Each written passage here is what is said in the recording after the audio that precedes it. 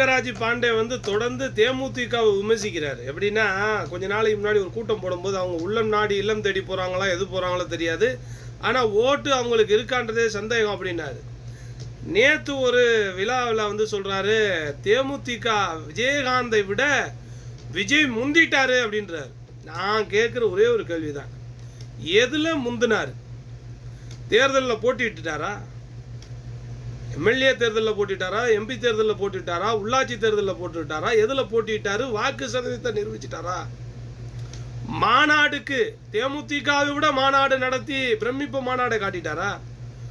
தேமுதிகவில் ஒவ்வொரு மாவட்ட செயலாளரும் மாநில நிர்வாகிகளும் வட்டம் பகுதி ஊராட்சி நகராட்சி எல்லாம் சேர்ந்து மாநாடு நடத்துறான். 75% 25% கேப்டன். உளுந்தூர்பேட்டையில் நடந்த ஊழல் எதிர்ப்பு மாநாடை பார்த்துட்டு கண்ணீர் மல்க நன்றி தெரிவித்து வந்தான் எங்க தலைவன்.